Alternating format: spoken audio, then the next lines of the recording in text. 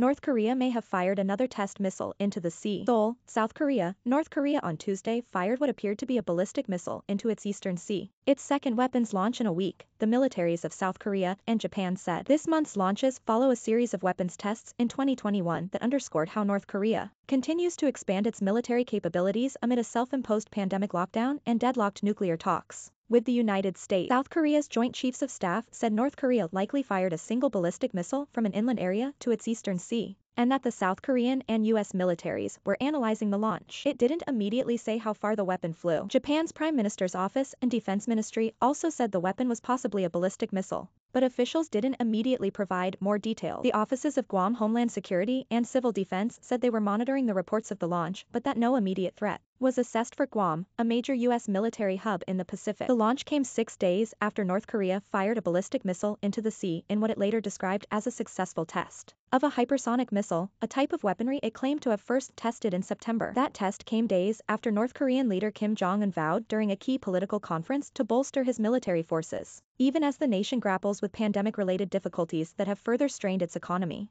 Crippled by U.S.-led sanctions over its nuclear program, the economic setbacks have left Kim with little to show for his diplomacy with former U.S. President Donald Trump, which derailed after their second meeting in 2019 when the Americans rejected North Korea's demand for major sanctions relief in exchange for a partial surrender of its nuclear capabilities. The Biden administration, whose policies have reflected a broader shift in U.S. focus from counterterrorism and so-called rogue states like North Korea and Iran to confronting a near-peer adversary in China, has said it's willing to resume talks with North Korea anywhere and at any time without precondition. But North Korea has so far rejected the idea of open-ended talks, saying the U.S. must first withdraw its hostile policy, a term the North mainly uses to describe the sanctions and joint U.S. South Korea military drills. Even with North Korea's pandemic border lockdowns restricting trade and diplomacy, Pyongyang is determined to run an arms race against Seoul and deny Washington the luxury of focusing on Russia and China, said Lee Farrick-Easley, a professor at U.S University in Seoul. North Korea's advancing nuclear arsenal is at the core of Kim's rule and what he clearly considers his strongest guarantee of survival. During his 10-year rule, he has conducted a large number of weapons tests in a push to acquire the ability to launch nuclear strikes on the American mainland. But his country's economy has faltered severely in the past 2 years due to the COVID-19 pandemic, the sanctions imposed over his nuclear ambitions, and his government's own mismanagement.